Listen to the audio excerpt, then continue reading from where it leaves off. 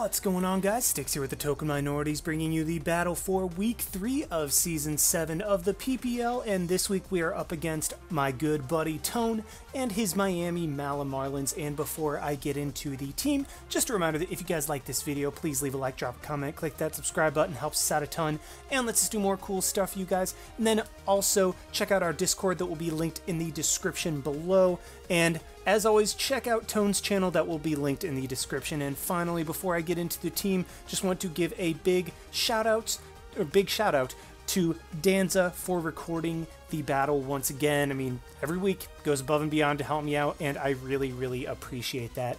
But anyway, on to the team. Like I said, we are up against Tone, and he has a team consisting of Mew, Hydreigon, Skarmory, Nidoqueen, Tapu Bulu, Hitmonlee, Manaphy, and Aerodactyl, or Mega Aerodactyl rather, with Manaphy being his Z-Mon. So right off the bat, this is a very small roster, but that just means he has more points to be able to spend on each and every Mon, which makes this absolutely terrifying. That being said, I do actually really like my matchup in this given, well, matchup because of the speed control that I'm able to exude on him and the pressure that I will be able to put, as well as the Mons that I have to answer the threats that he does have. So I mean, obviously Manaphy is a gigantic threat, but I am noticing that with his team, apart from Mega Aerodactyl, nothing outspeeds Garchomp, and with certain coverage moves, like if I just run 4 attacks Garchomp, I will be able to pressure his team really hard and potentially even just clean up the game in the right scenario. So that's really what I'm going to build around, is going to be a Life Orb 4 attacks Garchomp, and then also a Scarfed Modest Greninja is able to outspeed everything on his team, get momentum, and then fire off very hard-hitting attacks in a situation that I'm able to spam a move, otherwise I'll just be clicking U-turn. But let's just go ahead and jump right into the team that I am bringing. I'm going with kind of a standard 3 offensive Mons, 3 defensive Mons setup, with the first offensive Mon being a Substitute 3 attacks Gallade, and you might be thinking this is the 3rd week in a row that I brought that, and yeah, you'd be right. I mean, just it fits really well in this matchup, with Dual Stab being able to hit his team insanely hard, and then Knockoff just being a good spammable move, getting rid of items, also hitting the Mew super effectively, and then Substitute in particular because Mew looks to be the Mon that he would use to try to switch in to my Gallade as a Skarmory, even though it does hit very hard, does not like taking close combat from base 165 attacks. So Substitute is very nice for the Mew coming in, just to avoid things like Will-O-Wisp, be able to set up a sub if he's carrying like Ice Beam or something to that effect. Just very solid against him, be able to scout out the Mew set, scout out other sets, and then also if he does switch out, I will be able to just plain and simple have a sub up and not have to predict. So yeah, that's the Gallade set. The speed is enough to guaranteed outspeed Manaphy, threw the rest into attack, maxed out my attack, and dumped what was remaining into special defense, as I felt that I would be taking special hits more so than anything else, so I just figured that special defense would be the best thing to put it into. Next up, we do have that Life Orb 4 attacks Garchomp that I had talked about, with Earthquake, Fire Blast, Poison Jab, and Dragon Claw. I opted for Fire Blast over Fire Fang just because it does significantly more to Skarmory, to where it's like, yeah, it's not even a competition at that point.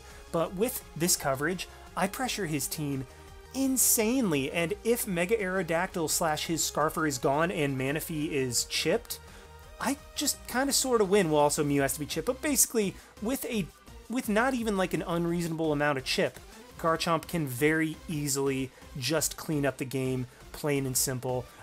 Just the coverage moves that I have hit his team very nicely. I opted for Hasty over Naive because, once again, I felt like I'm going to have to take special hits with this team more so than physical hits. My speed is to guaranteed outspeed Manaphy. Surprise, maxed out attack and threw the rest into special attack to hit the Skarmory a little bit harder. Next up, we have my Modest Choice Scarf Greninja, which is my revenge killer. Also just my speed control against him, and considering his team, Greninja would like to be able to switch up moves, but it doesn't have to in order to be able to put a significant dent into his team. Oh, and I forgot to mention I decreased the IVs on Garchomp's HP because of a Life Orb number, but Greninja, just with dual stab of Dark Pulse, Hydro Pump, U-turn, and Ice Beam, covers his team very, very nicely. Dark Pulse hits as hard as HP Grass would on Manaphy, so that's why I just opted for that. I figured might as well just keep my stab and also have that flinch chance if it's like a Z Rain Dance Manaphy that could otherwise be an issue. The speed is enough to guaranteed outspeed Manaphy. I'm not sure if you guys are noticing a theme yet, but it's like, Manaphy, Manaphy, Manaphy. That's something interesting right there. But yeah, then Modest to be able to hit as hard as possible, and then I just threw the rest into HP, and then in both defenses, because Greninja is one of the few mons that might have to take a physical hit from like a Skarmory as I switch in, or, I mean, I say Mega Aerodactyl, but I'd probably just die to Mega Aerodactyl anyway, so I just decided to just maximize the bulk on both sides, as I don't think that Greninja is going to have to take any one hit in particular. Now, here is where I start to kind of defend against his team. He has a lot of special threats, but that being said, his two big physical threats... Okay, I'm thinking Hitmonlee is not coming first of all. I'm just going to get that out right out in the open because my team really takes care of Hitmonlee very, very well, particularly like particularly the Buzzwole, just because it's like, yeah, I really don't care what Hitmonlee does. I also have Zapdos, I also have potentially a defensive Garchomp, I have Mega Gallade, which even though isn't very defensive, still resists Hitmonlee's attack, so I'm not thinking Hitmonlee's coming, so I'm not really worried about that. So his physical attackers are going to be Tapu Bulu and Mega Aerodactyl. So I need ways around that. And Zapdos, without Stone Edge, Tapu Bulu really cannot do much to Zapdos at all.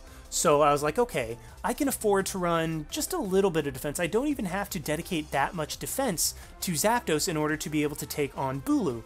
So, that being the case, considering he has a bunch of special attackers that are very threatening like Manaphy, Nidoqueen, and Hydreigon, I decided to make Zapdos a calm set, a more Spadef set with a little bit of mixed defense into... yeah, a little bit of mixed defense into what I'm able to take hits from. So that's really where the set came from, and then also the fact that I felt that he would... a way that he could win is to spike stack me and pressure me, so I decided to have just Defog and then Bolt Beam coverage on Zapdos as well as Roost. I felt that that was just straightforward but effective.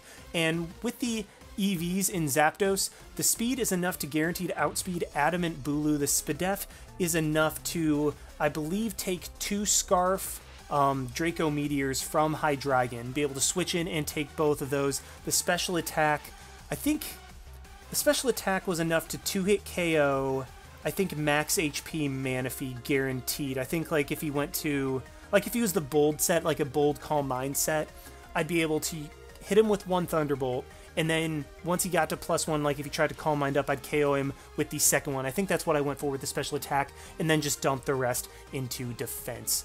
Next up, we have another Spadef wall in a Gluttony, Figgy Berry, Muck with Knockoff, Recycle, Poison Jab, and Clear Smog. Just dual stab is all I need for his team. Knockoff is very spammable, hurts his team, and even Aerodactyl does not like taking knockoffs from Muck, because even though I'm barely invested, it still is stab and does a decent amount. Recycle and Figgy Berry allow me to switch in to like Specs Hydreigon. Like, Specs Hydreigon cannot 2-hit KO me. With this set, I take like 75% max from a Specs Hydreigon's Draco, and that's honestly just nuts. Like, Muck is so ridiculously bulky. The attack is enough to Oko max HP Bulu from full, and the reason I went for that, like a max HP Bulu, is also why I have Clear Smog, because a bulk up Bulu, if it's bulky enough, can set up on Muck, so Clear Smog is a nice way to get rid of that, as well as prevent Manaphy from trying to use Muck as setup fodder, so that's just kind of a nice little combination there. The defense is just maxed out from my leftover EVs. The Spadef is enough to live a modest Life Orb Earth Power from Nidoqueen from full, and the speed is just for a generic creep. And finally, here is my Swampert with Scald, Stealth Rock, Roar, and Protect. It wouldn't be a Styx Swampert if it didn't have Protect. And this is just my rocker. It's a nice pivot into stuff. I mean, it's really my way of taking on Mega Aerodactyl, and yeah, I know that I am calm as well, or I'm another Spadef boosting nature, so Mega Arrow can eventually wear me down, but Mega Arrow has enough 4 move slot syndrome to where I don't think it'll carry Roost, so any damage that I get on it should be permanent to where it's not as much of a threat later in the game. But the Spadef is enough to avoid a 2-hit KO from modest Nidoqueen Earth Power after Rocks. So yeah, that's what I went for with this Swampert. Just Scald and Roar. Well, Scald is nice and spammable. Roar is so nothing tries to set up on me. And Protect is, well, Protect. Be able to scout out potentially like HP Grasses, scout out a Choice Locked Dragon, etc., etc. So yeah, that's the team, and let's just go ahead and hop right on over to the battle. Alrighty, here we are in the battle, and the first thing I am noticing is that unfortunately he did end up bringing the Manaphy, and I had in the back of my mind like maybe it won't come, but I mean, like, let's be realistic, Manaphy is absolutely amazing against me, so it would just make sense for it to come, in all honesty.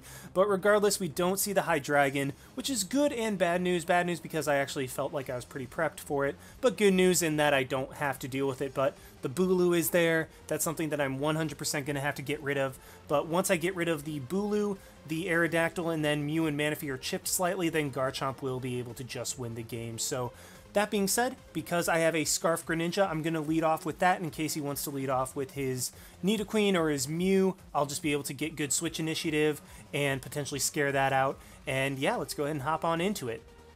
Given that Tone is one of my good friends, like I said, and knows how I play, I'm thinking that he'll try to predict me to lead with my Swampert, and so he would try to counter lead that with like a Taunt Mew, a Mega Arrow, Bulu, or Nidoqueen, all of which Greninja has a pretty good matchup. And I mean, even if Greninja doesn't have a good matchup early, I can just U-turn out, as he does actually lead off with his Mew, and I was expecting this Mew to want to switch out, as I'm thinking that it's Colbur to deal with the Mega Gallade, and it wouldn't want its Colbur popped immediately by Dark Pulse. So I go into my Muck, and this was kind of a 50-50. I was thinking that, okay, Will-O-Wisp is super spammable against my team, like it's completely free, as it will get chip damage off on anything. And so while I wanted to go into Gallade to potentially get the Justified boost off of the knockoff, I just had to go into my Muck, as I could not risk Gallade getting burnt this early. But unfortunately, lose my Figgy Berry. That is very huge, but now I'm free to fire off a knockoff. Even though the Aerodactyl is Mega Arrow, it still doesn't like taking that knockoff. I mean, that's still a stab knockoff and does a very, very nice chunk. Particularly, I was free to fire that off because I have the Swampert in the back, which is a pretty good Mega Arrow switch in, and I can just come in. If he wants to taunt, that's fine. I can spam Scald, potentially get a burn, or I can just get up my rocks. As my Swampert comes in, his arrow makes a very good play, predicting Muck to not stay in, and he does Toxic my Swampert, which stinks for the longevity of Pert, but now that I see Toxic, I'm thinking that he won't have Taunt because you'll want like Ice Fang for Garchomp, Stone Edge, Aerial Ace. Like, you want a ton of moves on Arrow, so I'm thinking that it will not have Taunt. So at this point, I'm just going to go straight for my rocks. If he is like Taunt Toxic, then, I mean, good on him. But he brings in his Bulu, and this is exactly why I decided to just save my Muck as opposed to staying in on the Aerodactyl and taking more damage. Bulu is a very big threat.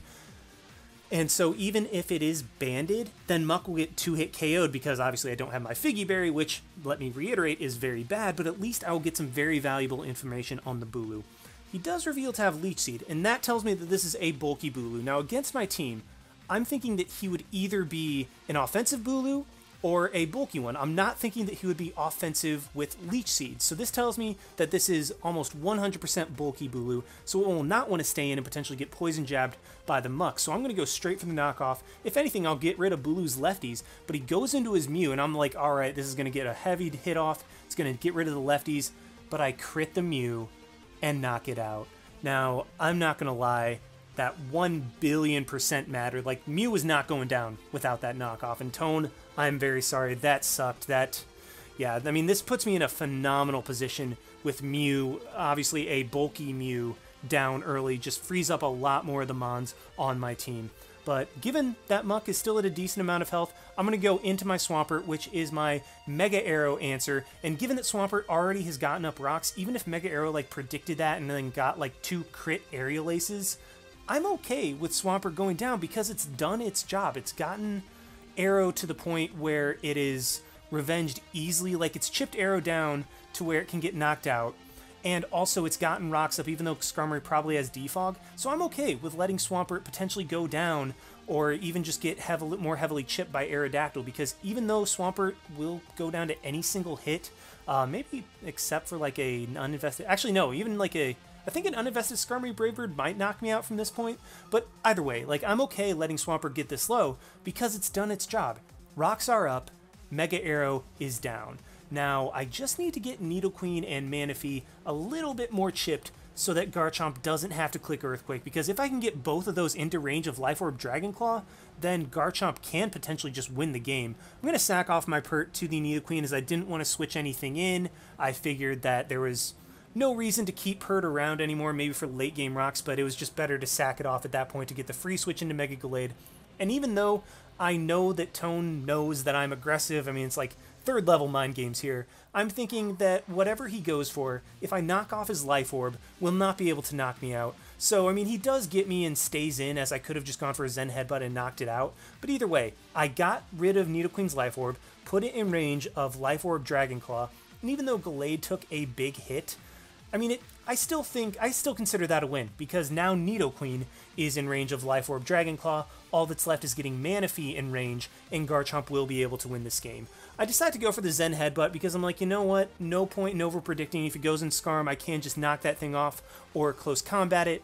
But he does reveal Weak Armor, and I'm like, oh, crap, that is not very good. And while I did want to stay in predicting his defog, I decided that there was no reason to sack Gallade. It was still good for a heavy hit off on Manaphy, good for revenge killing the Nidoqueen, even just knocking off something later in the game. So I make the safe play, go into my Zapdos. I am punished for that as he does defog, so good play on his part. I mean, like, yeah, the Mew crit obviously set him back.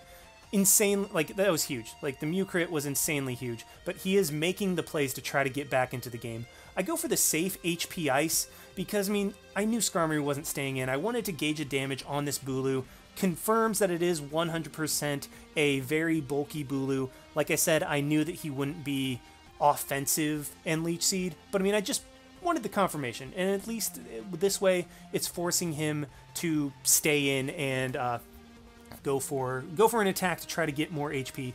I go into my Muck as he misses the Leech Seed, and that sucks too because the Bulu would have been at full health otherwise, but now that I've already gone for knockoff before on his Bulu, I'm going to stay in and go for the Poison Jab. If he wants to go into Skarmory on Poison Jab, well, then it's not going to do anything and won't even activate Weak Armor, and I can just knock off its Rocky Helmet. But if Bulu stays in like it does, I have a chance to knock it out, and I luckily do. Now, unfortunately, the Leech Seed miss did come into play because it was even a roll from there that Muck would have knocked out Bulu in one hit given his investment. So yeah, that just really, really sucks all around. I'm hacking Tone 100%. Like, this isn't even much of a game anymore. But Nidoqueen is in. I know that I can take any one hit now that its Life Orb is knocked off, so I'm just going to go straight for the knockoff. It's a potential 2-hit KO against the Nidoqueen, but thinking that he's going to go for the Earth Power now, I don't want to give his Manaphy a free and safe switch in against my Muck, because if Manaphy is in against Muck, then it has the chance, even through Clear Smog, to set up and do a ton of damage against my team. So I'm going to go straight into Zapdos, predicting the Earth Power, as it actually works out, and he goes into his Skarmory. So, not what I was predicting, but I will take it. And at this point, I have no reason to overpredict. I'm just going to go for the T-Bolt. If Nidoqueen wants to come in, I can just HP Ice, potentially outspeed that thing. I outspeed Modest and take it out. So I'm pretty much in a position where I'm all but guaranteed to win the game based on what I have out. So I am able to knock out the Skarmory with Thunderbolt. Nidoqueen's going to come in, and unfortunately I don't outspeed it, so he is running a timid, very speedy Nidoqueen, which actually stinks quite a bit. But nonetheless, HP Ice is going to be able to knock it out. Manaphy can come in. With the Mons that I have left, there is nothing that he can do. Like, he needs 2 Z moves in order to win this game. Like, he needs a Z Rain Dance into a Z Surf in order to not only knock out the Zapdos, but actually be in a position to win the game. So right now, I'm just going to go for the T-Bolt. I will be able to live almost guaranteed. Actually, if he's a timid Manaphy, I 100% guaranteed live a Z-Surf. If he's a modest Manaphy, which he actually ends up being, then the roll is still significantly in my favor. I mean, he does have a chance to knock me out, but I mean, I think it's like a 70% chance to live, which I do end up living, and I'm able to get the T-Bolt damage off, which just basically guarantees that Greninja will be able to win the game with Dark Pulse. I mean, Garchomp and Gallade will both outspeed and knock it out, and Manaphy is just going to knock out my Zapdos with a Surf, but that's just easy pickings for whatever I decide to go into. And spoilers, I'm going to go into my Garchomp and knock it out because I wanted Garchomp to do something at the end of the game.